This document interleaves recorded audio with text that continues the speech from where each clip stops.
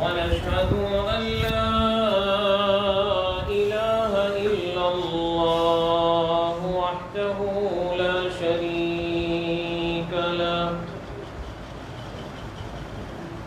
ونشهد أن سيدنا ومولانا محمدا عبده ورسوله صلى الله عليه وعلى آله وأصحابه وأزواجه وذرياته وأهل بيته وأهل طاعته أجمعين إلى يوم الدين.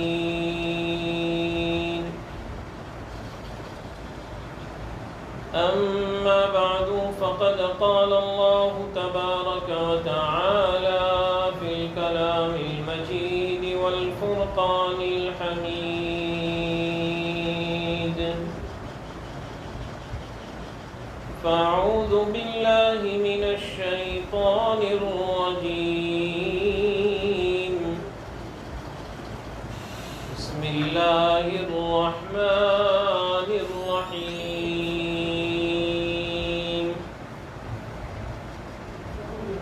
إن الذين آمنوا وعملوا الصالحات كانت لهم جنات الفردوس نزلا خالدين فيها لا يبغون عنها حولا.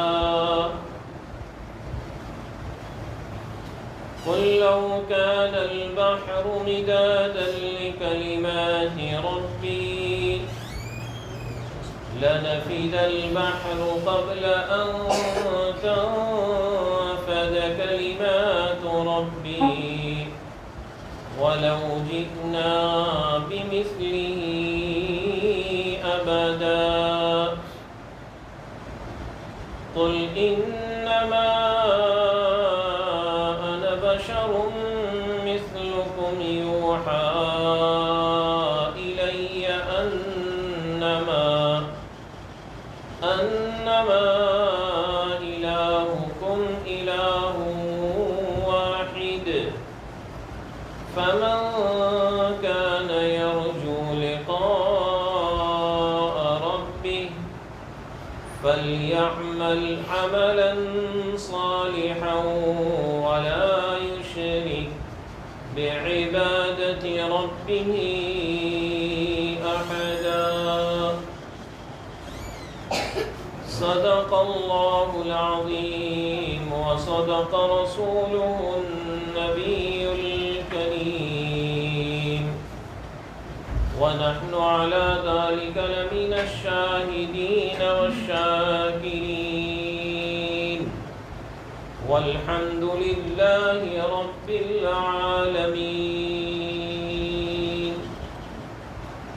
رضيت بالله ربا وبالإسلام دينا وبسيدنا محمد صلى الله عليه وسلم نبيا ورسولا.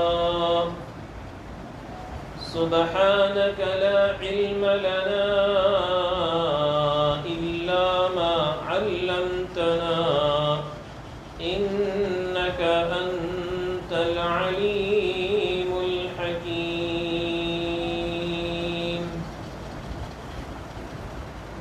برادران اسلام اور پردہ نشی محترمہ میری مائیں اور بہنیں، سب سے پہلے تو ہم اور آپ اللہ جل جلالہ وعم نوالہ کا جتنا بھی شکر ادا کرے اتنا کم ہے کہ اس خالق اور مالک نے ہم سب کو دین کی عظیم نسبت پر یہاں پر جمع فرمایا۔ دعا کریں کہ اللہ رب العزت نے جس طرح یہاں پر ہمیں جمع کیا ہے، کل قیامت کے دن وہ رب کریم جنت الفردوس میں بھی ہمیں جمع فرماوے۔ میری مائیں اور بہنیں، یہ مجلس بڑی بابرکت اور نورانی مجلس ہے۔ اللہ کے نبی صلی اللہ علیہ وسلم نے ایسی دین کی مجلسوں کی بڑی اہمیتیں اور فضیلتیں بیان فرمائی۔ حدیث شریف کی ایک کتاب ہے جس کا نام ہے سنن الترمذی۔ امام ترمذی رحمۃ اللہ علیہ اپنی کتاب کے اندر ایک روایت لائے ہیں کہ اللہ کے نبی صلی اللہ علیہ وسلم نے ارشاد فرمایا کہ ان للہ ملائکۃ سیاحین، کہ بے شک اللہ رب العزت نے اس روئے زمین پر فرشتوں کی ایک ایسی جماعت کو اتارا ہے جن کا کام ہی ہے صبح سے شام تک پوری دنیا کا دورہ کرنا، چکر لگانا، اور وہ اس سرزمین پر ایسی مجلسوں کو تلاش کرتے رہتے ہیں، ڈھونڈتے رہتے ہیں جن مجلسوں میں اللہ اللہ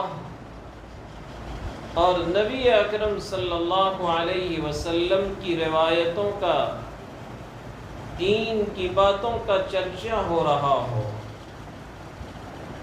جب ان کو وہ مجلس مل جاتی ہے تو وہ گھیر کر کھڑے ہو جاتے ہیں اور دوسرے فرشتوں کو دعوت دے کر بلاتے ہیں، ہلم الی بغیکم، کہ تم آ جاؤ اپنے مقصود کی طرف، اپنے مطلوب کی طرف۔ میری مائیں اور بہنیں، پوری دنیا سے فرشتے سمٹ کر اس مجلس والوں کے پاس آ جاتے ہیں اور اس مجلس کو گھیر لیا جاتا ہے۔ یہ اور بات ہے کہ مجھے اور آپ کو وہ فرشتے نظر نہیں آتے، اور کیسے ہمیں نظر آئیں گے؟ میری مائیں اور بہنیں، ہم نے تو اپنے کانوں کو، اپنی آنکھوں کو، سر سے بال کے بالوں سے لے کر پیر کے ناخن تک پورے جسم کو گناہ کی گندگی سے گندا کر رکھا ہے۔ ہماری آنکھوں میں وہ نور نہیں، ہماری آنکھوں میں وہ روشنی نہیں کہ جس سے ہم ایسی نورانی مخلوق کو دیکھ سکیں۔ یہ تو ہمارے اکابرین اور بزرگان دین کہ جن کے پاس وہ تقوی، پرہیزگاری، طہارت، پاکیزگی، کہ جنہوں نے اپنے آپ کو گناہوں سے کس طرح بچایا، کہ اگر ہم ان کا ذکر کریں تو آج ہمارے دل، ہمارا دماغ ان باتوں کو ماننے کے لیے تیار بھی نہیں ہوگا کہ ایسے لوگ آئے دنیا میں کہ جنہوں نے گناہ کبیرہ تو بہت دور کی بات، گناہ صغیرہ کا خیال بھی ان کے دلوں کو نہیں گزرا۔ ایک بہت بڑے اللہ والے گزرے ہیں جن کا نام ہے حاجی عابد حسین رحمۃ اللہ علیہ۔ جس وقت حضرت مولانا قاسم نانوتوی نور اللہ مرقدہ نے دارالعلوم دیوبند کی بنیاد رکھنے کا ارادہ فرمایا تو اس وقت حضرت نے اعلان فرمایا کہ آئندہ کل صبح ایک ایسے آدمی کے ہاتھوں میں اس ادارے کی بنیاد اور پہلی اینٹ رکھوانے جا رہا ہوں کہ جن کو خواب میں نبی اکرم صلی اللہ علیہ وسلم کی زیارت ایک مرتبہ نہیں کئی 100 مرتبہ ہوئی ہے۔ اور پھر حضرت نے فرمایا کہ وہ شخص ایسا ہے کہ بڑے گناہ تو بہت دور کی بات، چھوٹے گناہ کا بھی ان کے دل پر کبھی خیال تک نہیں کیا۔ کیسی پاکیزہ زندگی ہے۔ آج ہی میں جب درسگاہ میں بخاری شریف کا سبق پڑھا رہا تھا تو امام بخاری رحمۃ اللہ علیہ کا تذکرہ کہ امام بخاری رحمۃ اللہ علیہ کا تقوی اور آپ کی طہارت، آپ کی پاکیزگی، کیونکہ امام بخاری رحمۃ اللہ علیہ کی والدہ بھی بڑی نیک تھی، اور ماں جب نیک ہوتی ہے اولاد بھی نیک ہوتی ہے۔ اسی لیے ماں کے اندر اگر دینداری آ گئی پورا گھرانہ دیندار بن جائے گا۔ اگر ماں میں نیک نیتی نہیں، ماں میں دینداری نہیں، تو سمجھ لو کہ بیٹیاں بھی بے دین ہو جائیں گی۔ آج ضرورت ہے، میں اپنی ماں اور بہنوں سے یہ گزارش کروں گا کہ پہلے تو آپ کو پابندی کرنے کی ضرورت ہے۔ ماں اگر برقع پہنے گی بیٹیاں پہنے گی، ماں اگر نماز پڑھے گی بیٹیاں پڑھے گی، ماں اگر قرآن کی تلاوت کرتی ہے بیٹیاں قرآن کی تلاوت کرے گی۔ بے شمار واقعات ہیں۔ حضرت خواجہ اجمیری رحمت اللہ علیہ، ان کی والدہ کتنی نیک تھی، اتنی نیک اور صالح کہ حضرت جب بنگال کا سفر کر کے واپس لوٹ کر آئے اور اس سفر کے اندر حضرت کے ہاتھوں پر لاکھوں لوگوں نے توبہ کی، حضرت بڑے خوش، اور آ کر سیدھے یہ حضرت اپنی والدہ کے پاس گئے اور حضرت نے والدہ کی پیشانی کو بوسہ دیا تو ماں بڑی خوش ہو گئی۔ ماں پوچھنے لگی، بیٹا کیا بات ہے، آج بڑے خوش نظر آ رہے ہو، کیا ہوا؟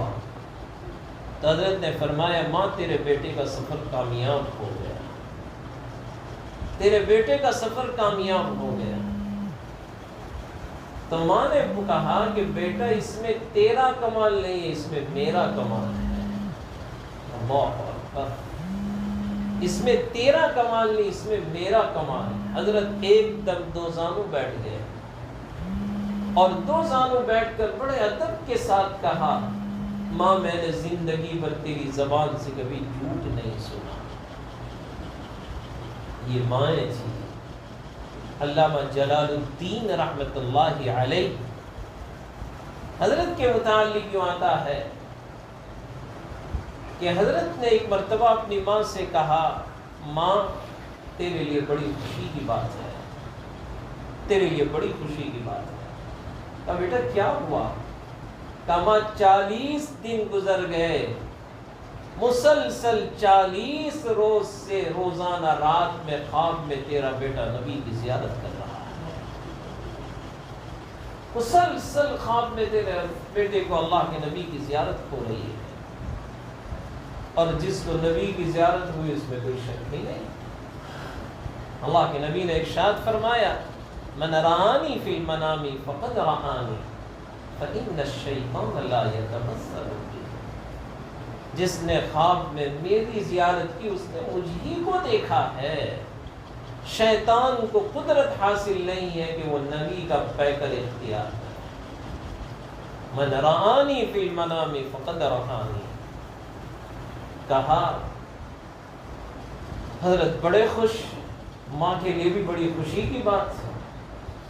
لہذا ماں نے کہا، بیٹا یہ نعمت جو تجھے ملی ہے اس میں تیری ماں کا بڑا دخل ہے، تیری ماں کا بڑا دخل ہے۔ حضرت ایک دم دوزانو بیٹھ گیا اور کہا ماں کیسے تیرا دخل، وجہ تو بتا مجھے، کیا بات ہے؟ تو فوراً ماں نے یوں جواب دیا کہ بیٹا جب تو چھوٹا تھا دودھ پینے کے لیے تو رویا کرتا تھا، تو تیری ماں نے کبھی تجھے اس وقت تک دودھ نہیں پلایا۔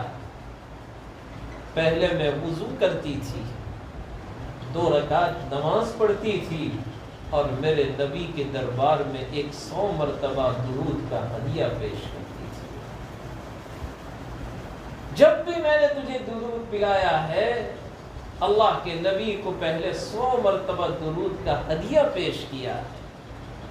اسی درود کا یہ اثر ہے کہ آج اللہ نے تجھے یہ نعمت عطا فرمائی کہ تو مسلسل 40 دن سے اللہ کے نبی کی خوف کو زیارت کر رہا ہے۔ ماں جب نیک ہوتی ہے اولاد بھی اس کی گود میں پرورش پانے والی نیک ہوتی ہے۔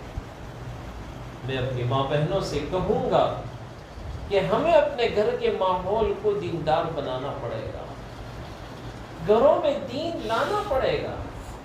بغیر دین کے ہماری گاڑی چلنے والی نہیں ہے، دنیا میں بھی نہیں چلے گی، آخرت میں تو ایک قدم بھی آگے نہیں بڑھ سکیں گے۔ بہت ضروری ہے ان حالات کے اندر اپنی بیٹیوں کی بہترین تربیت اور پرورش کرنے کی۔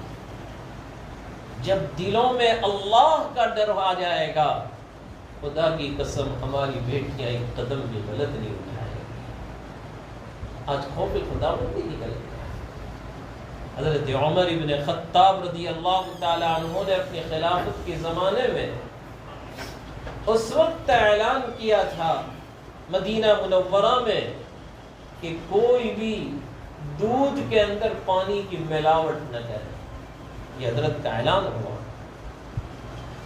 اور حضرت عمر ابن خطاب رضی اللہ تعالی عنہ کا معمول تھا کہ وہ رات کو مدینے میں چکر لگاتے تھے اور حضرت دیکھتے تھے کہ کہیں میری رعایا میں کوئی پریشان حال تو نہیں ہے، کوئی بیمار تو نہیں ہے، کوئی بھوکا اور پیاسا تو نہیں ہے۔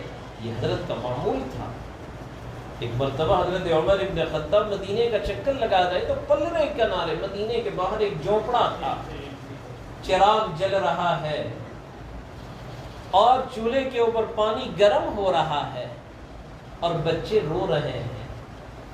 حضرت عمر ابن خطاب رضی اللہ تعالیٰ عنہ نے اس جھونپڑے میں دستک دی اور کہا کیسی ماں ہے، بچوں کو سلانے کی فکر نہیں کر رہی ہے، تیرے بچے رو رہے ہیں۔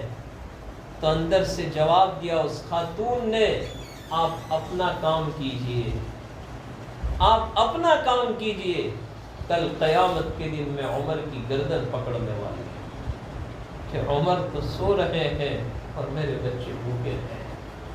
حضرت عمر ابن خطاب رضی اللہ تعالیٰ عنہ کے دل پر چوٹ لگی اور سیدھے گئے بیت المال میں، اور بیت المال میں پہنچ کر حضرت عمر ابن خطاب رضی اللہ تعالیٰ عنہ نے تھیلے کو بھرا کھانے پینے کی چیزیں اور وہ پوٹلی اپنے سر پر اٹھانے لگے۔ غلام اور خادم یوں کہہ رہا امیر المؤمنین میں اٹھا لوں، آپ کیوں اٹھا رہے ہیں؟ حضرت عمر ابن خطاب جیسا صحابی جس کے بارے میں میرے نبی نے یہ ارشاد فرمایا ان عمر فی الجنہ، عمر تو جنتی ہے، عمر تو جنتی ہے۔ موافقات قرآن، قرآن کریم میں کتنی آیتیں عمر کی رائے کے اعتبار سے اتر رہی ہیں۔ جس عمر کے بارے میں اللہ کے نبی دنیا میں جنتی ہونے کی پیشین گوئیاں دے رہا ہو، لیکن عمر کے دل میں خوف خدا بندی کو دیکھیں، اللہ کا ڈر تو دیکھیں، کتنے ڈر رہے ہیں۔ حضرت عمر ابن خطاب ایک مرتبہ مکہ المکرمہ کی ایک پہاڑی پر چڑھنے لگے، لشکر ساتھ میں ہے اور بیچ پہاڑی میں پہنچ کر آپ ٹھہر گئے اور رو رہے ہیں۔ خوب رو رہے ہیں.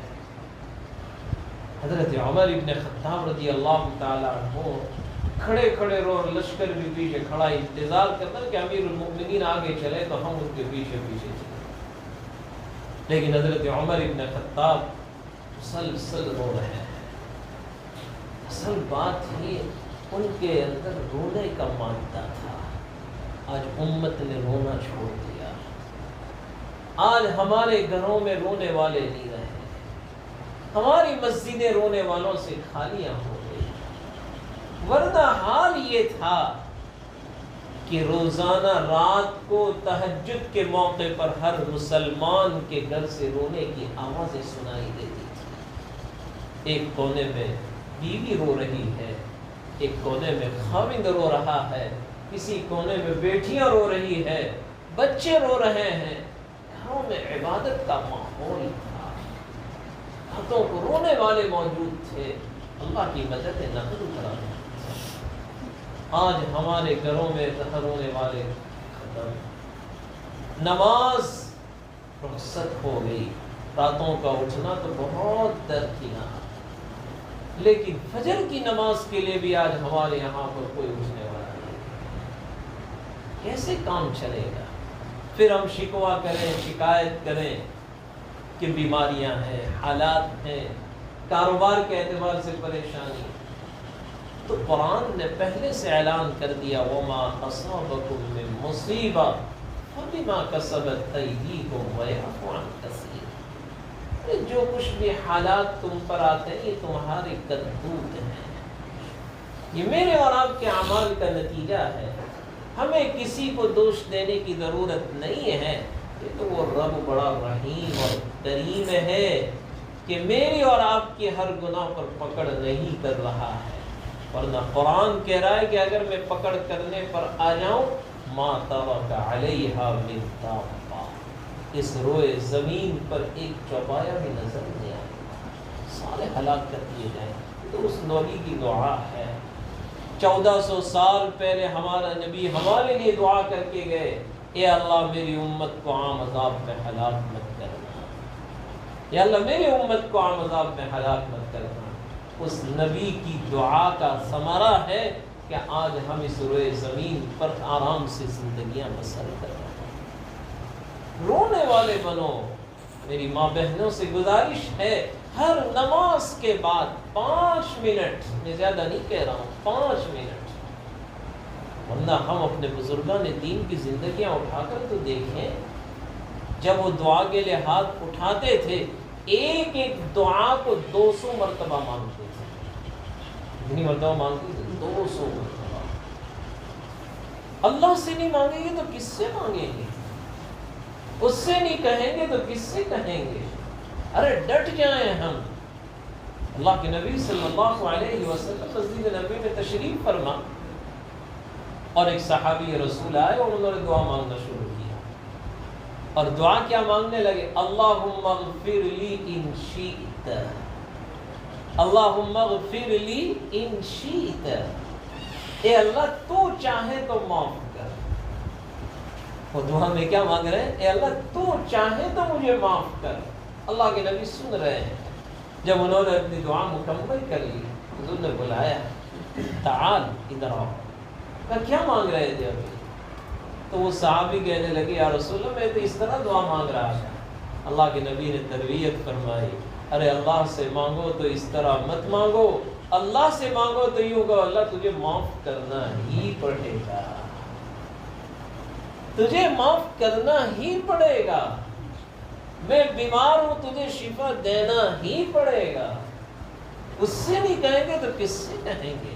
چھوٹے بچے جب مچلتے ہیں اور ضد پر اترتے ہیں ماں باپ کو ہار ماننی پڑتی ہے. وہ کہے 50 تو 50 دینے پڑیں گے. ماں باپ کے سامنے وہ مچل جاتا ہے. ہم بھی اپنے رب کے سامنے مچل جائیں. دعا سے تھکے نہیں، دعا سے تھکے نہیں. لا تقنطوا من رحمت اللہ، اللہ کی رحمت سے کبھی نا امید بھی نہیں ہونا چاہیے. آج ہم تو 2 دن دعا مانگتے ہو کہ قبول نہیں ہوتی. ہماری شکوے ہوتے ہیں کہ 2 دن میں مانگ رہا ہوں اور تھک گئے. وہاں پر حضرت نوح علیہ السلام 40 سال تک دعا مانگی تب جا کر قبول ہوئی. کتنے سال؟ 40 سال نبی مانگ رہا. اور ہم ہفتے میں تھک جاتے ہیں کہ یار دعا ہو رہی ہے اور کیوں قبول نہیں ہوتی. اسی لیے اللہ کے نبی نے ارشاد فرمایا اللہ رب العزت بندے کی ہر دعا کو قبول کرتا ہے اِن لم تستعجل، شرط ہے کہ وہ جلدی نہ کرے. شرط ہے کہ وہ جلدی نہ کرے. صحابہ نے پوچھا یا اللہ کیف الاستعجال، بندے کی جلدی کیا ہے؟ ایسا تو ہے نہیں کہ ہم چھین کر لے آئیں اللہ کے پاس سے. تو کہاں بندے کی طرف سے جلد بازی یہ ہے کہ وہ اپنی زبان سے یوں جملہ نکالے میں نے دعا مانگی اور نعوذ باللہ اللہ نے میری دعا قبول نہیں، میری دعا قبول نہیں. یہ جملہ کہنا یہ استعجال، جلد بازی. دعا مانگتے رہو پتہ نہیں کس وقت اللہ تیری دعا کو سن لے. اور ہمارے نبی نے بڑی امیدیں دلوائی کہ مومن کی کوئی دعا رد ہی نہیں جاتی. مسلمان کی کوئی دعا بارگاہ خداوندی میں رد نہیں ہوتی. اللہ ہر دعا کو قبول کرتا ہے. کبھی تیری دعا کی برکت سے اللہ رب العزت کسی آنے والی مصیبت کو روک لیتا ہے. تیری دعا کی برکت سے اللہ رب العزت کبھی تو تجھے کوئی بہترین بدلہ دے دیا کرتا ہے. اور کبھی تو نے کوئی چیز مانگی اور رب اگر وہ تیرے کو نہ دینے میں ہی اس کی حکمت ہے تو تیرے لیے ذخیرہ کر کے رکھ دیا جاتا ہے. مومن کی دعا کبھی رد نہیں ہوتی. حضرت موسیٰ علیہ السلام کا زمانہ ہے اور حضرت موسیٰ علیہ السلام کے زمانے میں ایک جوان آیا اور اس جوان نے آ کر یوں کہا کہ حضرت میرے لیے دعا فرماؤ. اللہ سے مجھے یوں کہو کہ جو چیز کل ہونے والی ہے آج پتہ چل جائے مجھے.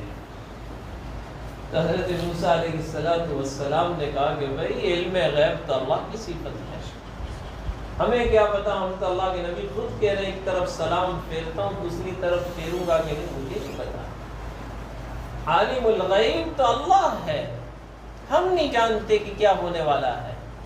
حضرت موسیٰ علیہ السلام نے اس بندے سے یوں کہا کہ بھائی یہ کام اور یہ صفت تو اللہ کی ہے. تو وہ جوان یوں کہنے لگا کہ حضرت آپ کا کام درخواست کرنا منظور کرنا نہ کرنا اس کی مرضی. حضرت موسیٰ علیہ السلام نے کہا ٹھیک ہے بھائی میں تو اللہ سے مانگ لوں گا. اللہ سے دعا کی کہ باری تعالیٰ تیرا ایک بندہ میرا ایک امتی ایسی درخواست کر رہا ہے. اللہ نے کہا جا منظور ہے، جو کل ہونے والا اسے آج پتہ چل جائے گا. حضرت موسیٰ علیہ السلام جب کوہ طور سے واپس لوٹ کر آئے تو اس جوان سے بلا کر یوں کہا کہ بھئی تیری جو دعا تھی اللہ نے قبول کر لی، جو کل ہوگا وہ آج پتہ چل جائے گا. حضرت موسیٰ علیہ السلام نے تو اسے بھیج دیا. چند دنوں کے بعد وہ جوان دوڑا ہوا آیا اور بڑا خوش، بہت خوش. حضرت موسیٰ پوچھنے لگے بھئی کیا بات ہے بڑا خوش نظر آ رہے ہو؟ حضرت میرا تو کام بن گیا.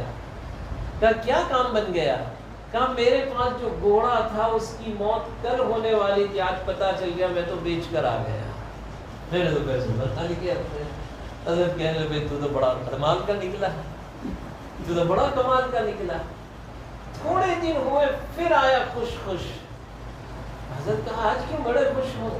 حضرت باندھی تھی کل مرنے والی تھی آج پتہ چل گیا آپ نے تو اس کو بھی بیچ کر پیسے بنا لیے.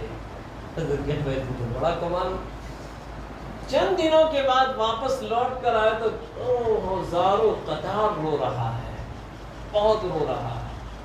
تو حضرت موسیٰ علیہ السلام نے پوچھا بھائی کیوں رو رہے ہو، کوئی تکلیف ہے؟ کہا تکلیف نہیں، کل میری باری ہے. کل کس کی باری ہے؟ میری باری ہے، دعا کرو اللہ مصیبت ٹال دے. بہت رو رہا ہے. حضرت موسیٰ علیہ السلام نے بارگاہ خداوندی میں دعا کی باری تعالیٰ یہ رو رہا ہے.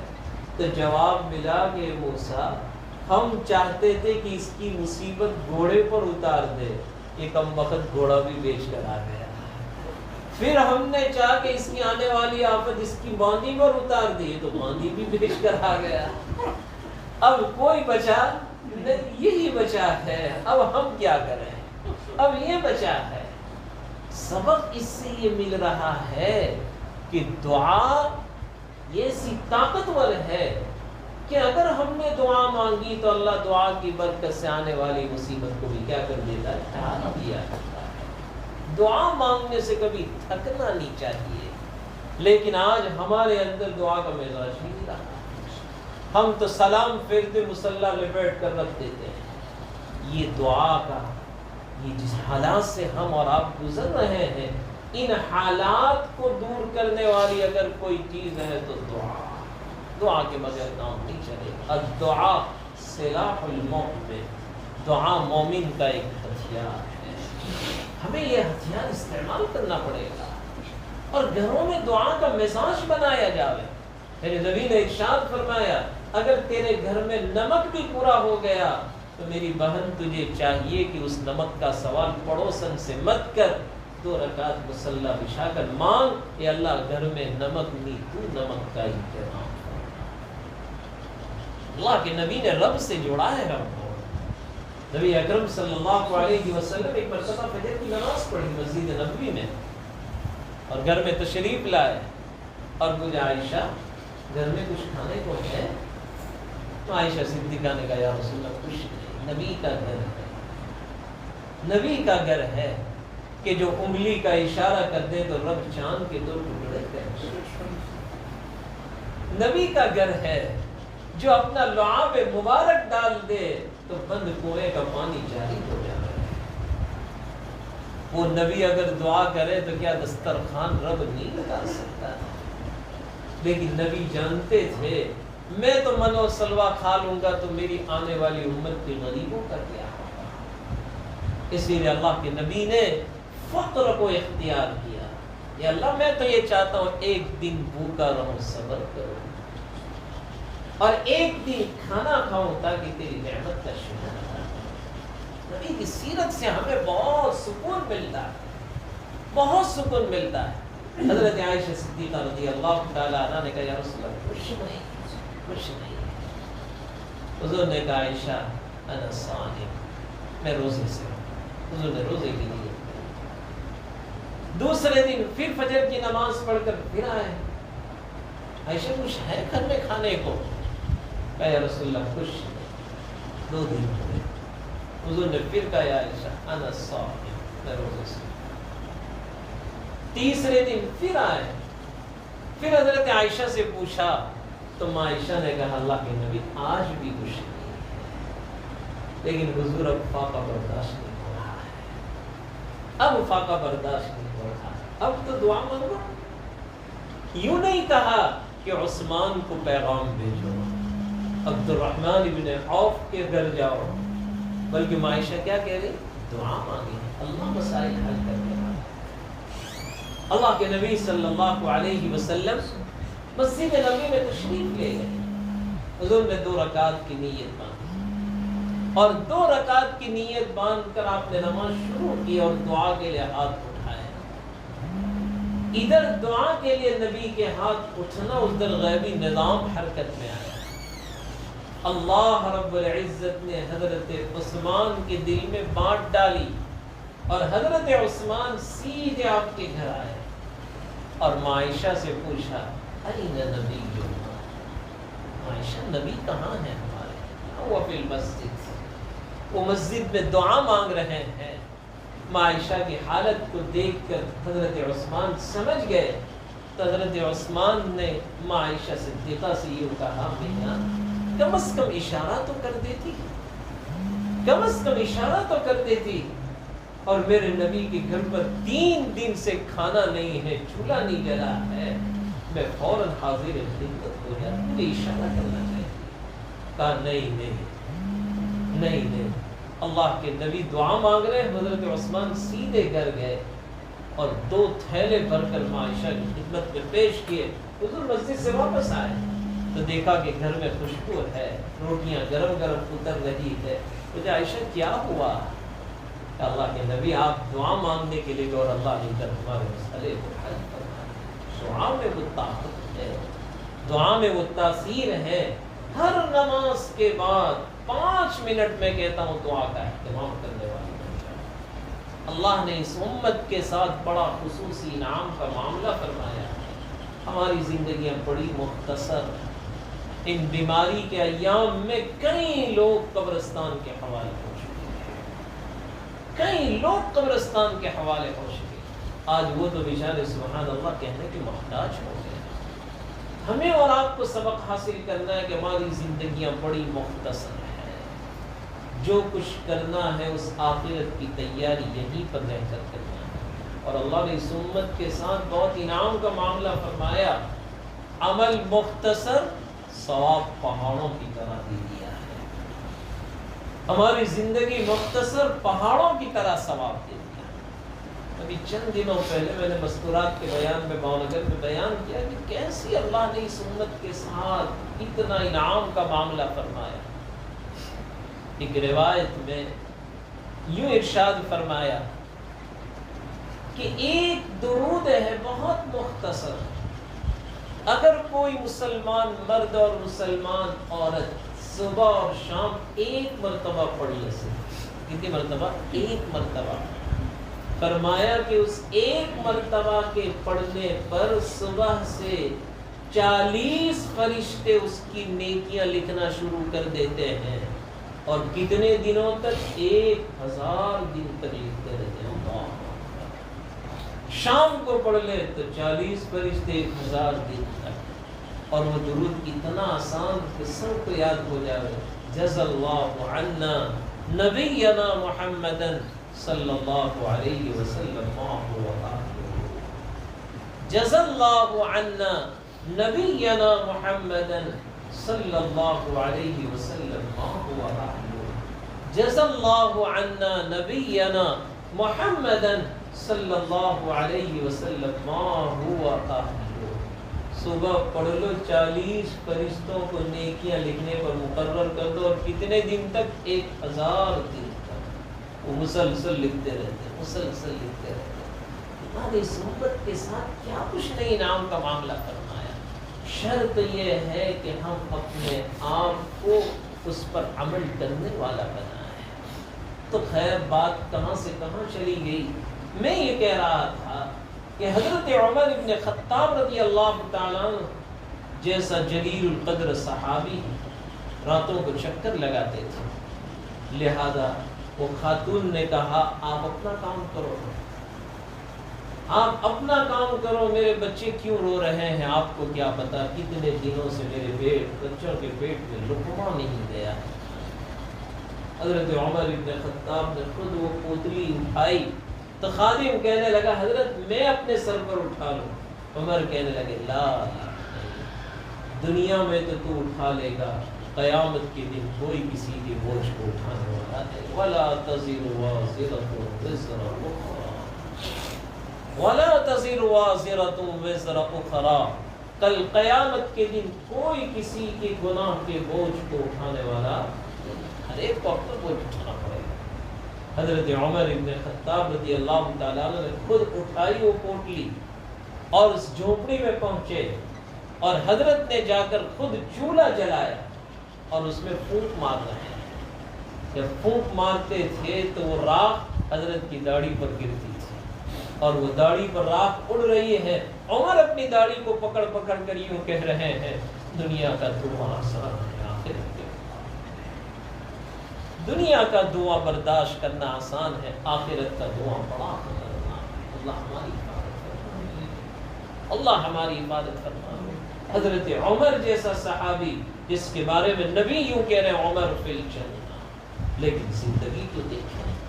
میرے اور آپ کے بارے میں تو پوری گارنٹی ہے، لیکن اس کے باوجود بھی ہم اتنے آرام سے زندگیاں گزار رہے ہیں. ایسا معلوم ہوتا ہے کہ دنیا ہمیں چھوڑنی ہی نہیں، دنیا ہمیں چھوڑنی ہے.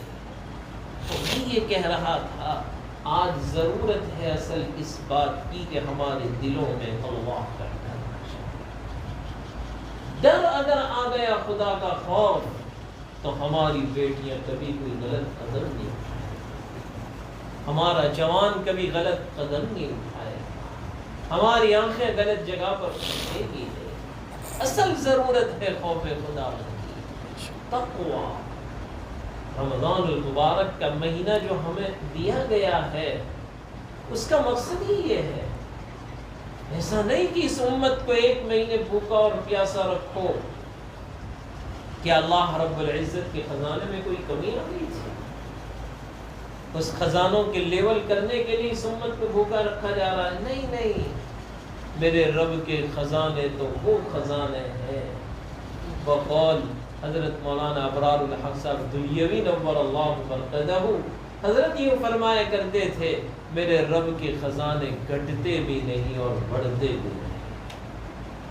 میرے رب کے خزانے گھٹتے بھی نہیں اور بڑھتے بھی نہیں۔ گھٹنا یہ تو عیب ہے۔ تو حضرت سے پوچھا گیا کہ حضرت بڑھنا یہ تو کوئی عیب نہیں؟ کہا نہیں، میرے رب کے خزانے میں نہ کمی نہ زیادتی۔ اور حضرت تو حضرت تھی، بڑوں کی باتیں بڑی ہوا کرتی ہے۔ تو حضرت نے فرمایا کہ ہاں، میرے رب کے خزانے گھٹتے بھی نہیں، بڑھتے بھی، نہ کمی نہ زیادتی۔ اور حضرت نے بڑی پیاری بات بیان فرمائی، بڑھانے کی ضرورت وہاں پڑتی ہے جہاں کمی آ جائے، جہاں کمی آ جائے۔ یہاں تو کم ہونے کا سوال ہی نہیں، جس لیول پر رکھا ہے وہ خزانہ اسی لیول پر ہے۔ وَإِن مِّن شَيْءٍ إِلَّا عِندَنَا خَزَائِنُهُ، ہر چیز کا خزانہ کس کے پاس ہے؟ اللہ۔ عزتوں کے خزانے اس کے پاس، اولاد کے خزانے اس کے پاس، مال کے خزانے اس کے پاس، سارے خزانے اس کے پاس ہیں۔ بارش کا خزانہ اس کے پاس، ہر چیز کا اسٹاک رب کے پاس۔ وَإِن مِّن شَيْءٍ إِلَّا عِندَنَا خَزَائِنُهُ وَمَا نُنَزِّلُهُ إِلَّا بِقَدَرٍ مَّعْلُومٍ، اور ہم ایک خاص مقدار کے ساتھ اتارتے ہیں۔ بارش کی جتنی ضرورت ہوتی ہے اتنا اتارتے ہیں، جتنی پانی کی ضرورت اتنا اتارتے ہیں۔ اسی لیے فرمایا کہ میرے رب کا کوئی کام حکمت سے خالی نہیں ہے۔ بیماری بھی دیتا ہے تو اس میں حکمت ہے، تندرستی دیتا ہے کسی کو، وہ بھی حکمت ہے۔ بارش برساتا ہے کہیں کم کہیں زیادہ، وہ بھی اس میں حکمت ہے۔ ہمیں تو اللہ جس حال میں رکھے ہمیں راضی رہنا چاہیے، کوئی شکوہ اور شکایت کرنے کا حق نہیں۔ بہت ڈرنے کی بات ہے۔ ایک مرتبہ بارش شروع ہوئی تو ایک اللہ والے تھے، انہوں نے کہا کیا موقع پر بارش آئی؟ اتنا شملہ نکال دیا کہ کیا موقع پر بارش آئی؟ تو فوراً غیب سے آواز آئی، یہ تو بتاؤ ہم کب بے موقع برساتے ہیں؟ اللہ اکبر، ہم کب بے موقع برساتے ہیں؟ اللہ کے کسی کام پر ہمیں کوئی اشارہ اور شکایت اور سوال کرنا اور اعتراض کرنے کا حق نہیں ہے۔ جس حال میں رکھے ہمیں اللہ کا شکر ادا کرنا۔ اس لیے فرمایا کہ اگر کوئی مرد یا عورت یوں چاہے کہ میری دعا قبول ہو، ہر دعا قبول ہو، تو کہا خوشحالی میں اللہ سے مانگتے ہیں۔ جب ہمیں اللہ نے تندرست رکھا ہے، ہر اعتبار سے نعمتوں سے نوازا ہے، تو ہمیں دعا مانگنی چاہیے۔ لیکن آج ہمارا حال الٹا، خوشحالی میں تو کبھی مسجد کا رخ بھی نہیں کریں گے، خوشحالی میں ہماری ماں بہنیں کبھی مصلی بھی نہیں بچھائے گی، لیکن جہاں گھر میں کچھ بیماری آئی، کاروبار میں کچھ اونچ نیچ ہو گئی، تو اب ہمارا جوان بھی مسجد کی طرف جائے گا، ہماری ماں بہنیں بھی مصلی بچھا کر روئے گی۔ اللہ کہتا ہے خوشحال تھا جب تو آیا نہیں، اور اب میرے سامنے رو رو کر دعائیں مانگ رہا ہے۔ لہذا خوشحالی میں مانگو گے، اللہ رب العزت حالات میں تمہاری دعائیں قبول کرنے والا ہے، حالات میں تمہاری دعائیں قبول کرنے والا ہے۔ تو حضرت عمر ابن خطاب رضی اللہ تعالی عنہ مدینے کا چکر لگا رہے تھے، تو ماں بیٹی آپس میں گفتگو کر رہی ہے۔ ماں نے کہا کہ بیٹا دودھ کم نکلا ہے، پانی ملا دے اس میں۔ تو بیٹی کہنے لگی ماں، امیر المؤمنین نے اعلان کیا ہے کہ کوئی دودھ میں پانی کی ملاوٹ نہیں کرے گا۔ تو ماں یوں کہہ رہی ہے کہ بیٹا امیر المؤمنین تو کہاں آرام کر رہے ہوں گے، وہ کہاں یہاں دیکھ رہے ہیں، ملا دیں۔ تو بیٹی کا جواب تھا ماں امیر المؤمنین سو رہے ہیں، امیر المؤمنین کا رب نہیں سو رہا ہے، امیر المؤمنین کا رب تو ہر حال میں دیکھ رہا ہے۔ حضرت عمر ابن خطاب کو اس بیٹی کا جواب اتنا پسند آیا، اتنا پسند آیا، گھر پر نشان لگا دیا، اس مکان کے دروازے پر نشان لگا دیا۔ یہ حال ہے جب ماں اور بیٹی نیک ہوتی ہے تو اللہ رب العزت کیسی ان کی مددیں کرتا ہے۔ آج ضرورت ہے اسی بات کی کہ ہم اپنے گھروں میں جب کتاب کی تعلیم کو زندہ کریں گے، اکابرین صحابہ اور صحابیات کے واقعات ہمارے بچوں کو سنائے جائیں گے تو ان کے دلوں میں ورنہ حالات بڑے خطرناک ہیں۔ ہر صبح نیا فتنہ لے کر آ رہی ہے، ہر صبح نیا فتنہ لے کر آ رہی ہے۔ جیسے جیسے دن گزرتے ہیں ہر دن کوئی نہ کوئی نیا فتنہ رونما ہو۔ خاص طور پر ضرورت ہے ان حالات کے اندر ہم نے اپنے جوان بیٹے اور بیٹیوں کی ایمان کی عزت کی حفاظت کرنے کی۔ ایسے واقعات ہیں کہ مسلمان کی جوان بیٹیاں اپنے دین کے اور اپنے ایمان کے اور اپنے ناموس کے سودے کر رہی ہیں۔ اللہ رب العزت ہماری بیٹیوں کی ایمان کی، اعمال کی اور ناموس کی حفاظت کرنا ہے۔ بڑے پرفتن دور سے ہم گزر رہے ہیں۔ تو حضرت عمر ابن خطاب نے نشان لگا دیا اور صبح حضرت عمر ابن خطاب رضی اللہ تعالیٰ عنہ نے خادم بھیجا اور ماں بیٹی کو بلایا۔ دونوں گھبرا رہی ہے، شاید رات کا قصہ امیر المؤمنین کو پتہ چل گیا ہے، شاید رات کا قصہ امیر المؤمنین کو پتہ چل گیا ہے، اب کیا جواب دیں گے؟ حضرت عمر ابن خطاب نے دونوں ماں بیٹی کو بلایا اور اس بڑھیا سے پوچھا کہ آپ کی بیٹی کا نکاح ہو گیا ہے؟ کہا امیر المؤمنین ہم تو غریب ہیں، ہماری بیٹی کو کون لے جائے گا؟ تو حضرت عمر ابن خطاب نے کہا ایسی نیک اور دیندار بیٹی کسے ملے؟ فوراً امیر المؤمنین نے کہا میرے بیٹے عاصم کا نکاح اس کے ساتھ کرایا جائے۔ تقویٰ اور طہارت جب زندگی میں آتی ہے، قرآن کہہ رہا ہے وَلَوْ أَنَّ أَهْلَ الْقُرَىٰ آمَنُوا وَاتَّقَوْا لَفَتَحْنَا عَلَيْهِمْ بَرَكَاتٍ مِّنَ السَّمَاءِ وَالْأَرْضِ۔ اگر تم نیک بن جاؤ، متقی بن جاؤ، اللہ آسمان اور زمین کی برکتوں کے خزانے تم پر کھول دیے جائے، وعدہ ہے اس کا۔ وہ صحابی رسول صلی اللہ علیہ وسلم استنجے کے لیے گئے جنگل کے اندر اور آپ استنجے کے لیے بیٹھے ہیں تو کیا دیکھتے ہیں کہ ایک چوہا آیا اور 1 دینار لا کر رکھ دیا، پھر گیا پھر 1 دینار لا کر رکھ دیا، اس طرح اس نے لا کر تقریباً 10 یا 12 درہم لا کر رکھے۔ وہ سوچتے کہ اور لینے جائے گا تو پھر وہ تھیلی بھی لے کر ڈال دی گا، جتنا تر سب لا کر ڈال دیا، اب کچھ نہیں ہے۔ وہ صحابی نے وہ سارے پیسے بھر لیے تھیلی میں۔ ہم اور آپ ہوتے تو چھپا کر رکھتے تھے کہ چل پہ تو اللہ کی مدد آ گئی، لیکن صحابہ تھے کہ کہیں کوئی حرام کا لقمہ ہمارے پیٹ میں نہ چلا۔ حضرت ابوبکر صدیق رضی اللہ تعالی عنہ، حضرت ابوبکر صدیق رضی اللہ تعالی عنہ کہ ایک مرتبہ آپ کے غلام نے آپ کو دودھ پلا دیا اور یوں کہا کہ حضرت یہ جو دودھ آپ نے پیا ہے یہ اس پیسوں سے خریدا گیا جس میں حرام کا شعبہ تھا، حرام نہیں کا بلکہ حرام کا شعبہ تھا صرف۔ حضرت ابوبکر صدیق رضی اللہ تعالیٰ عنہ کو اتنا سننا تھا، عورت انگلیاں ڈالی حلق میں اور قے کر کے سارا دودھ نکال دیا، اور حضرت ابوبکر صدیق رضی اللہ تعالیٰ عنہ دوڑے ہوئے آئے اور کہا یا رسول اللہ ایسا ہوا، کیا حال ہو گیا؟ کہا وہ کہ گھبراتے کیوں ہو؟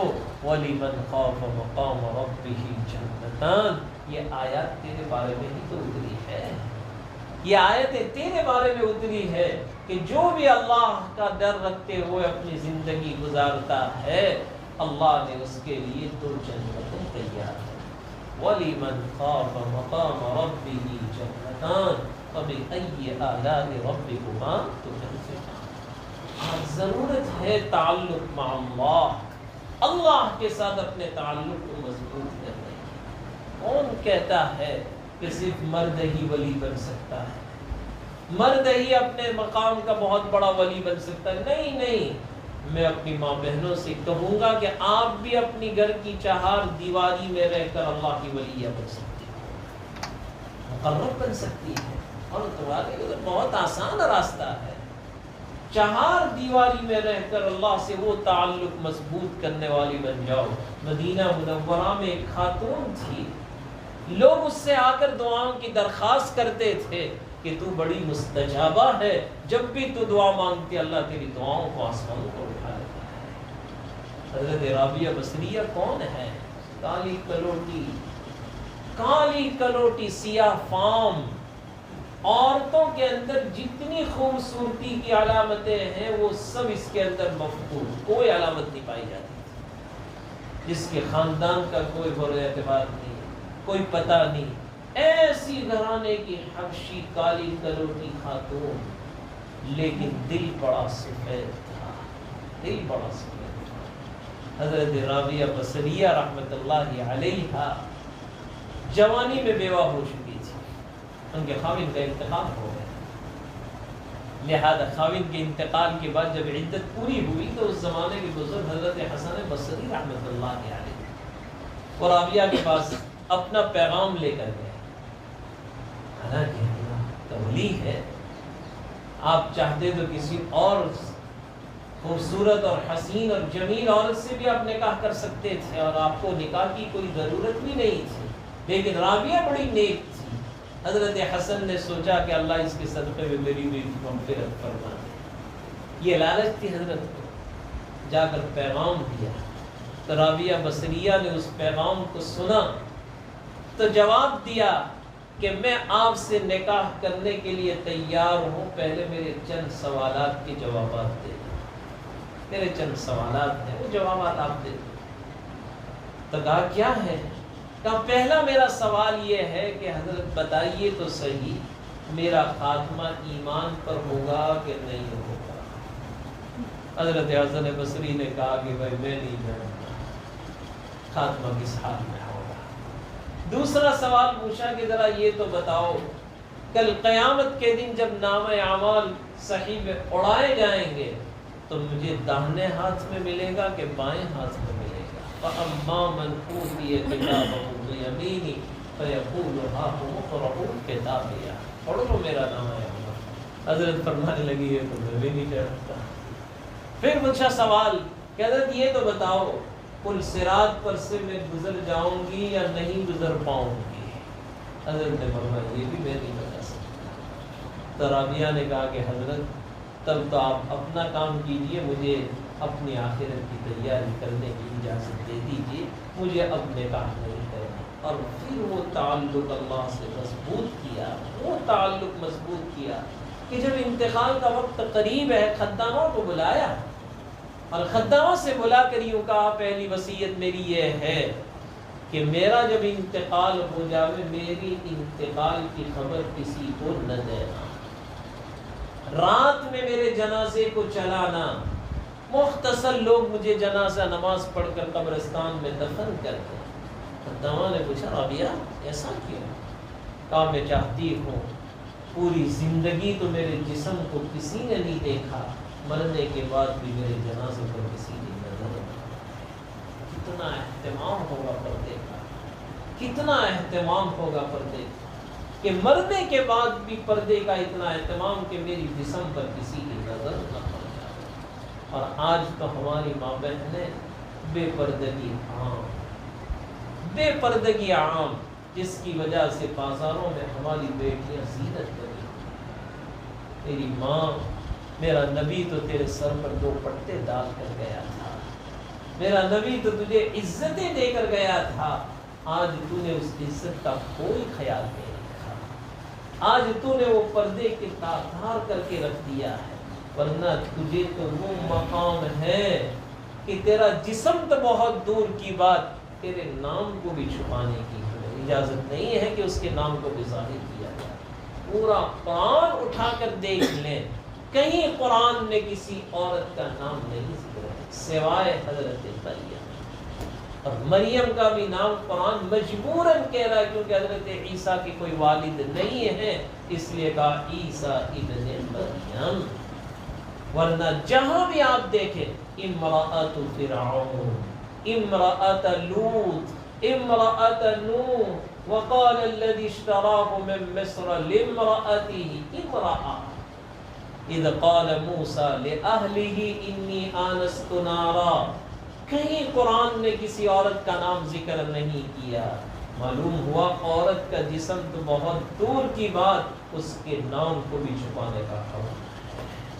پردے میں عزت ہے، اللہ کے نبی کا زمانہ ہے، رات میں پردے کی آیت اتری، قل لأزواجک وبناتک ونساء المؤمنین یدنین علیہن من جلابیبہن، یدنین علیہن من جلابیبہن، پردے کا حکم رات میں آیا، اللہ کے نبی نے اعلان کر دیا۔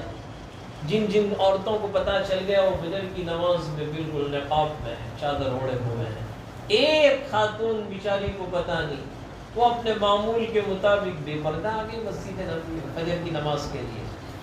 جب اللہ کے نبی نے نماز مکمل کی تو وہ ان عورتوں کو دیکھ رہی ہے کہ کسی کا چہرہ نظر نہیں آ رہا ہے، صاف پردے میں ہے۔ پوچھا کہ کیا بات ہے، کل تو اس طرح نہیں آتی تھی، آج کا پتہ نہیں۔ رات میں پردے کا حکم اللہ نے اتارا ہے، اس لیے ہم سب پردے میں آ گئے۔ ایسا کہ مجھے پتہ نہیں، اب میں تو ایسے ہی آ گئی۔ اب وہ رو رہی ہے تو اسے سمجھایا اور تسلی دی کہ بہن تجھے تو پتہ نہیں تھا، ابھی گھر چلی جا، آئندہ اب جب باہر نکلے تو پردے میں نکلنا۔ خیر القرون ہے۔ لہذا اس خاتون نے کہا میں اب مسجد سے نہیں نکلوں، اپنے بیٹے کو بلایا اور گھر بھیج کر چادر منگوائی، اور چادر منگوا کر پھر اس نے اپنے پورے جسم کو ڈھانپا، اور پھر وہ اپنے گھر جا رہی ہے، کہنے لگی اگر میں مسجد سے نکلی اور درمیانی راستے میں اگر میرا انتقال ہو گیا تو میں اپنے رب کو کیا کروں کہ تو نے پردے کا اہتمام نہیں کیا۔ یہ حال تھا اس زمانے کا۔ آج اگر ہماری بیٹیاں ایسی بن جاویں، نیک بن جاویں، تو میری مائیں اور بہنیں ہمارے گھروں میں بہاریں آ جائے گی، ہمارے گھروں میں بہاریں آ جائے گی۔ اللہ ہمارا رب ہے، بڑی طاقت والا ہے، بڑی قوت والا ہے، ہماری نظر اللہ پر ہونی چاہیے۔ شرط یہ ادخلوا فی الاسلام کافہ، پورے طریقے سے اسلام کے اندر آ جاؤ۔ یا ایھا الذین آمنوا ادخلوا فی السلم کافہ، پورے اسلام کے اندر آ جاؤ۔ حضرت مولانا طارق جمیل صاحب دامت برکاتہ نے ایک کارگزاری بیان فرمائی کہ ہماری جماعت بیرون ممالک میں کام کر رہی تھی، لہذا ہمیں کسی نے کہا کہ فلاں جگہ پر دو میاں بیوی رات بھر شو دکھاتے ہیں اور ان کی روزانہ کی اتنے ڈالر ایک رات کا ان کا کیا ہے آمدنی ہے۔ لہذا حضرت کہہ رہے کہ ہم گئے ان کو دعوت دینے کے لیے، تو واقعہ لوگ بیٹھے ہیں اور وہ عورت ان کی بے پردہ ہو کر مختصر لباس پہن کر ناچ گانے ہو رہے ہیں۔ ہم جب اندر گئے تو میں نے اس جوان کو بلایا اپنے قریب، اور اس کو اپنے قریب بلا کر اس کے ساتھ میں کچھ بات کی، آخرت کی فکر دلائی۔ وہ غور سے سنتا، جب کافی دیر ہو گئی تو وہ اس کی بیوی کو کہا کہ کیا بات ہو رہی، تو وہ بھی اپنا جسم چھپا کر پیچھے آ کر کھڑی ہو کر سن رہے لگی۔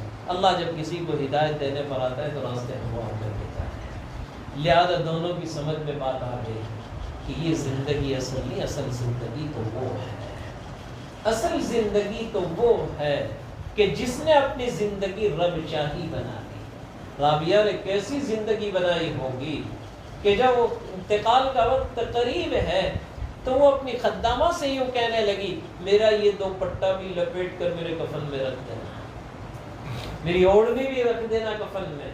خدامہ نے پوچھا کہ رابعہ اس اوڑھنی کو کیا کروں؟ کہا تو نہیں جانتی، مجھے ضرورت ہے اس کی، میرا رب اگر پوچھے گا مجھے کہ کیا لے کر آئے ہو تو میں کہوں گی رب یہ دوپٹہ لے کر آئے۔ راتوں کی تنہائی میں جب وہ نماز اس دوپٹے کو اوڑھ کر پڑھتی تھی گرم گرم آنسو جو آنکھوں سے نکلتے تھے، پوری زندگی میں نے آنسوؤں کو اس دوپٹے سے پوچھا ہے، پوری زندگی اس دوپٹے سے میں نے آنکھوں کو پوچھا ہے۔ اگر میرا رب کہے گا تو میں کہوں گا یہ دوپٹہ، لہٰذا رکھ دیا گیا۔ خواب میں زیارت ہوئی، رابعہ بڑی خوش۔ نواں نے پوچھا رابعہ اللہ نے آپ کے ساتھ کیا معاملہ فرمایا؟ تو کہا وہ دوپٹہ کام آ گیا، وہ دوپٹہ کام آ گیا۔ کاش کہ میری ماں بہنیں بھی کم از کم، میں یوں تو نہیں کہتا کہ پورا دوپٹہ بھگانے والی بن جاؤ، روزانہ 2 قطرے آنسو گرم گرم اللہ کے سامنے بہا کر اپنی آنکھوں کو ذرا نم کر لیا کر، کل قیامت کے دن مرنے کے بعد یہی 2 قطرے مغفرت کے لیے کافی ہو جائیں، یہی 2 آنسو کافی ہو جائیں۔ اسی لیے اللہ کو رونے والے بڑے پسند ہیں۔ ان حالات کے اندر اپنے آپ کو رونے والے بناؤ، نمازوں سے اپنے گھروں کو زندہ اور روشن کریں۔ نماز کے بغیر کام چلنے والا نہیں ہے۔ آج ہمارے گھروں میں کئی نمازیں چھوٹ جاتی ہیں، ہمارے گھروں میں کوئی فکر نہیں، کوئی ماتم نہیں، لیکن اگر خاوند کے کاروبار میں 100 روپئے کا اگر گھاٹا ہو گیا، بیوی بھی اداس بیٹھے گی، بچے بھی اداس بیٹھیں گے، ابا بھی اداس بیٹھے، کیا ہوا؟ کہا 2 روپئے کا گھاٹا ہو گیا۔ ہر تسلی دینے کے لیے آئیں گے، کوئی بات نہیں، آئندہ کل نفع مل جائے گا۔ لہٰذا 100 روپئے کا نقصان ہمیں برداشت نہیں، لیکن آخرت کا اتنا بڑا نقصان ہو رہا ہے، ہمیں کوئی فکر نہیں۔ اللہ ہمیں سمجھنے کی توفیق عطا فرمائے، اللہ ہماری بہترین تربیت فرمائے۔ نماز تو نماز ہے، نماز کے بغیر آخرت میں پہلی پرشش نماز کی ہوگی، اول پرشش نماز کی ہوگی۔ پہلے پوچھا جائے گا نماز کے بارے میں کہ نماز دیکھو ان کی، اگر نماز ٹھیک تو باقی کا حساب بھی سرسری دیکھ لیا جائے گا کہ جب نماز بھی ٹھیک پڑھ کر آیا ہے تو اس کے روزے بھی صحیح ہوں گے، زکوٰۃ بھی صحیح ہوگی، اس کے اعمال بھی صحیح ہوں گے، ایک دوسرے کے ساتھ تعلقات بھی صحیح ہوں گے۔ لیکن نماز گڑبڑ والی تو باقی حساب بھی بہت باریکی سے لیا جائے گا۔ اس لیے چاہیے کہ ہم اپنی نمازوں کو خشوع اور خضوع والی بنائیں، ٹھیک بنائیں، ورنہ بے نمازی جس گھر میں ہوتا ہے اس گھر میں اللہ کی رحمت ہی نہیں آتی ہے۔ حضرت عمر بن خطاب رضی اللہ تعالیٰ عنہ کا زمانہ ہے، کہاں تک یہ واقعہ صحیح نہیں وہ تو میں نہیں جانتا، لیکن سبق حاصل کرنے کے لیے کہ ایک بڑھیا آپ کی خدمت میں آئی اور وہ بڑھیا آپ کی خدمت میں آ کر رونے لگی۔ حضرت نے پوچھا کیوں رو رہی ہو؟ کہ حضرت میں غریب ہوں اور میں اپنی ڈبیا میں دکان سے تیل خرید کر لا رہی ہوں، اور میں لے جا رہی تھی، اچانک ٹھوکر لگی اور وہ ڈبیا زمین پر گر گئی اور میرا سارا تیل زمین نے کیا کر لیا؟ چوس لیا۔ مجھے پاس تیل نہیں ہے، مجھے تیل دو۔ حضرت عمر بن خطاب نے خادم کو بلایا اور بلا کر یوں کہا کہ بھائی بیت المال سے اس کو تیل کا انتظام کرو۔ بڑھیا بھی بڑی ہوشیار تھی، کہا میں بیت المال کا تیل لینے کے لیے نہیں آیا، مجھے تو میرا ہی تیل چاہیے۔ حضرت عمر کہنے لگے بڑی نظر کیوں بڑھیا، وہ تیل تو اب زمین میں جذب ہو گیا، وہ کیسے واپس آ سکتا ہے؟ کہا میں نہیں جانتی، مجھے تو میرا تیل چاہیے، میں اسی تیل کو لوں گی، میں بیت المال کا تیل لینے والی نہیں۔ عمر تو عمر سے اللہ نے وہ رعب وہ دبدبہ بھی عطا فرمایا تھا۔ ایک دفعہ ایک بوڑھا جا رہا تھا شراب کی بوتل لیے ہوئے، حضرت عمر بن خطاب رضی اللہ تعالیٰ عنہ کو جب آتا ہوا دیکھا کہ عمر آ رہے ہیں، اب وہ بوڑھا بیچارہ ایک دم پریشان کہ پتہ نہیں اب کیا ہوگا۔ اس نے بوتل کو دبا دیا اور اللہ سے کہا اے اللہ عمر آ رہا ہے اور تو بڑا رحیم ہے اور تو ہر چیز پر قادر مطلق ہے، اس شراب کی بوتل کو شربت یا شہد میں بدل دے، اس کو بدل دے۔ حضرت عمر بن خطاب رضی اللہ تعالیٰ عنہ کو دیکھ کر اس بوڑھے نے دعا کی، اللہ نے دعا قبول کر لی، شراب بدل گئی۔ عمر بن خطاب قریب سے پوچھا کیا ہے بوتل میں؟ حضرت کچھ نہیں، تو دیکھا تو اس میں شراب تھی، اس میں تو کیا رکھا ہوا تھا؟ شہد۔ اللہ رب العزت نے حضرت عمر کو مقام عطا فرمایا، لہذا حضرت عمر بن خطاب رضی اللہ تعالیٰ عنہ نے ایک خادم کو بلایا اور بلا کر یہ کہا کہ اس بڑھیا کے ساتھ جاؤ اور جہاں پر اس کا تیل گرا ہے اس زمین کے پاس قریب جا کر یوں کہو کہ عمر کا یہ پیغام ہے، عمر کا یہ پیغام ہے کہ اس بڑھیا کے تیل کو تو واپس کر، اگر تو نے اس بڑھیا کے تیل کو واپس نہیں کیا تو تیرے اندر کسی بے نمازی کو میں دفن کر دوں گا، بے نمازی کو۔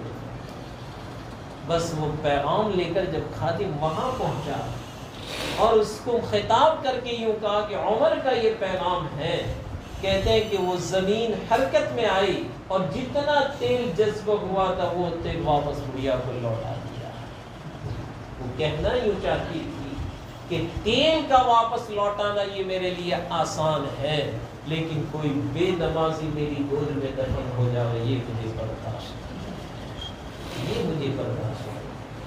اس لیے میں اپنی ماں بہنوں سے گزارش کروں گا کہ نماز کا اہتمام کریں، 5 وقت کی نماز پابندی کے ساتھ ادا کریں، دعاؤں کا اہتمام، قرآن کریم کی تلاوت کا اہتمام، کچھ نہ کچھ قرآن پڑھیں، اپنے گھروں میں روزانہ کچھ نہ کچھ قرآن پڑھنے کا معمول بنایا جائے۔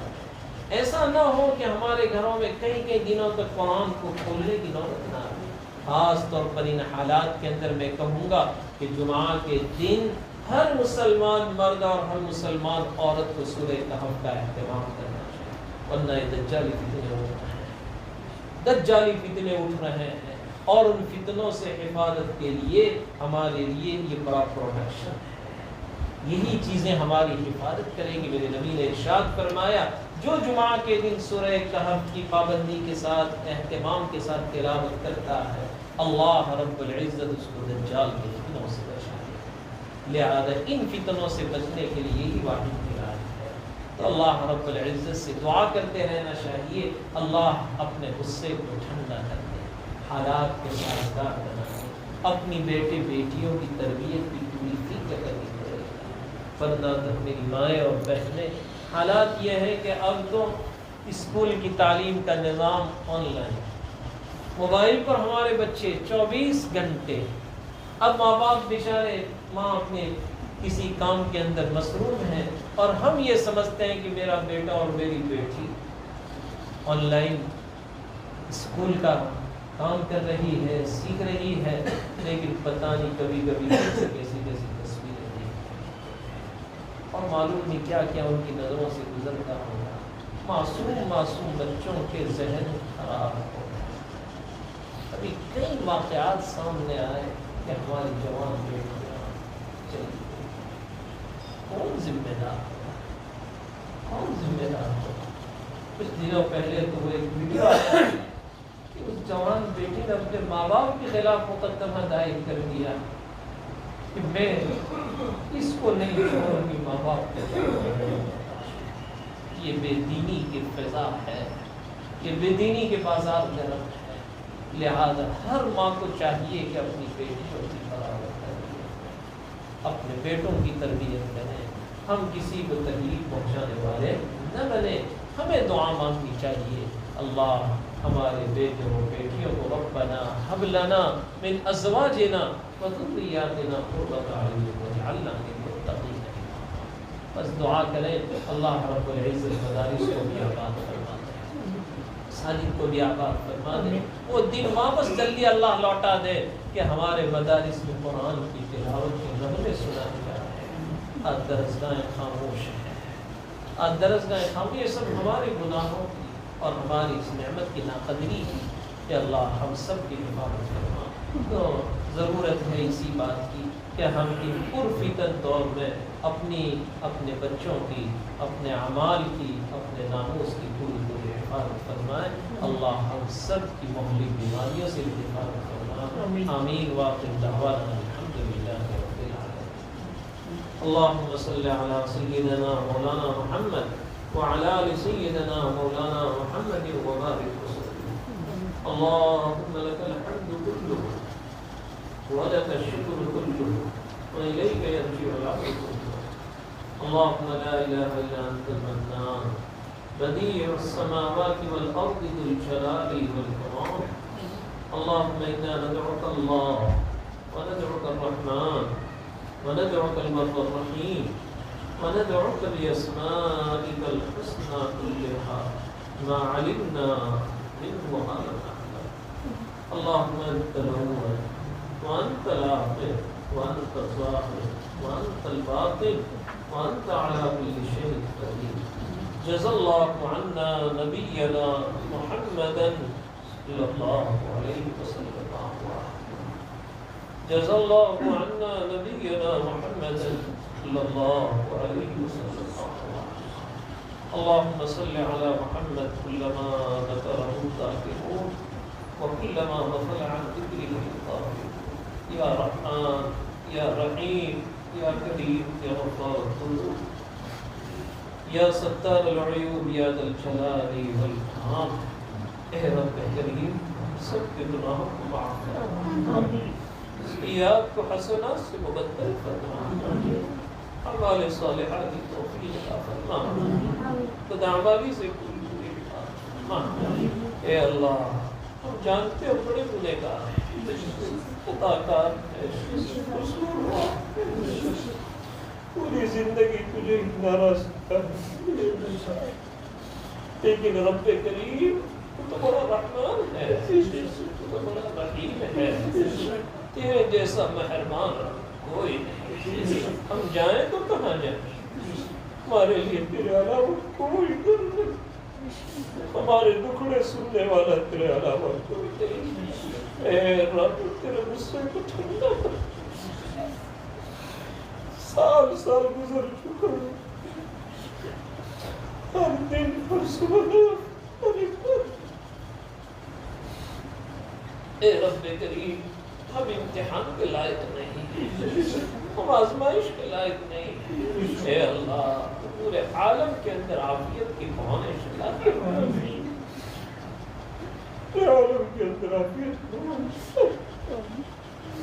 اے اللہ ہر ایک اس مہلک بیماری سے حفاظت فرما، کوئی بھی ہو، چاہے تجھے ماننے والے ہو یا تجھے ماننے والے نہ ہو، سب تیرے بندے ہیں نا رب، سب تیرے بندے ہیں، تو سب کے ساتھ رحم کر۔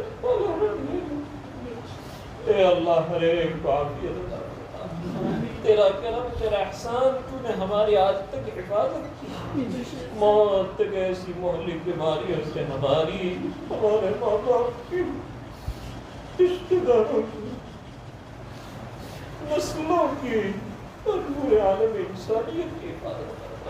اللہ تو راضی ہو جائے، کہ اللہ تو راضی ہو جائے، تو بہت جلدی راضی ہو جانے والا ہے۔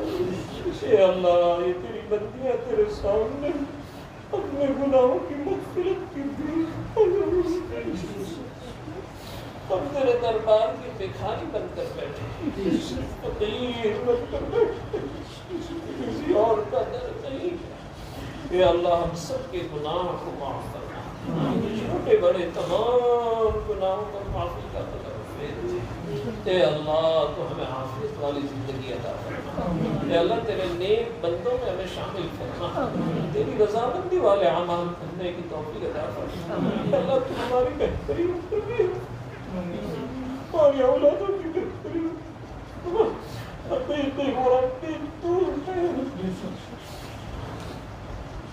ہماری جوان بیٹیوں کی ایمان کی اعمال کی ناموز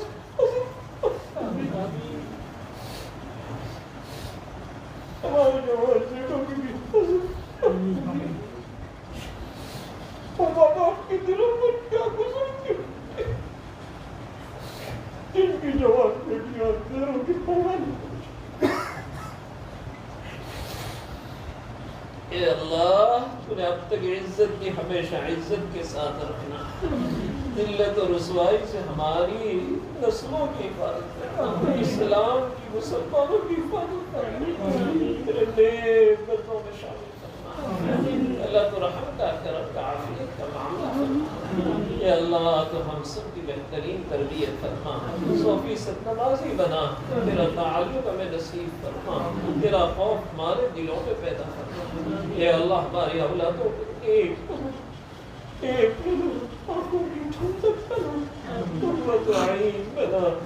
اے رب کریم ہمارے ملک میں امن و امان قائم فرما، ہمارے ملک میں امن و امان قائم فرما، فرقہ فسادات کو ختم فرما، آپس میں محبت عطا فرما، ہمارے ملک کو ترقی عطا فرما، ہمارے ملک کی بیماریوں سے حفاظت فرما، اے اللہ حرمین الشریفین کی حفاظت فرما، اے اللہ حرمین الشریفین کی حفاظت فرما، مدارس مساجد خانقاہوں کی حفاظت فرما، دعوت و تبلیغ کی حفاظت فرما، دین کے تمام شعبوں کی حفاظت فرما، کام کے اور کام کرنے والوں کی حفاظت فرما، اے اللہ دوبارہ مدارس کو آباد فرما، اے اللہ دوبارہ مدارس کو آباد فرما، دعوت و تبلیغ کی سلسلوں کو جاری اور ساری فرما، ہمیں بھی تیرے نیک بندوں کو شامل فرما، اے رب کریم یہ تیری بندیاں بیٹھی ہوئی ان کی جائز تمنا پوری فرما،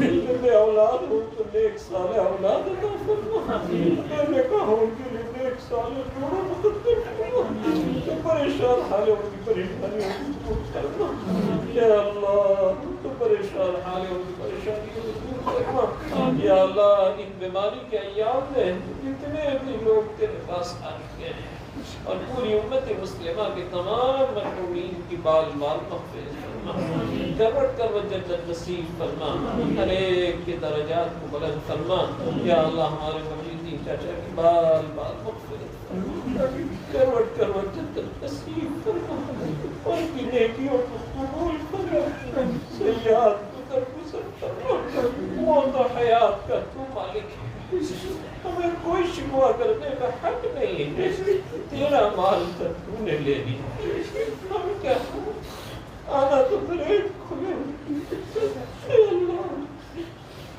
تو ان کی بات بات مغفرت ان کی قبر پر کروڑوں رحمتیں نازل فرما، انہیں کروڑ کروڑ جنت نصیب فرما، ان کے بھائیوں کو بہنوں کو بیٹوں بیٹیوں کو بھتیجوں سب کو صبر جمیل عطا فرما، سب کو صبر جمیل عطا فرما، جس کے بھی رشتہ دار تیرے پاس آ چکے ہیں سب کی مغفرت فرما، یا اللہ مدرسہ منبع العلوم کو خوب ترقی عطا فرما، اس کے فیض کو عام اور تام فرما، یا اللہ اس ادارے کے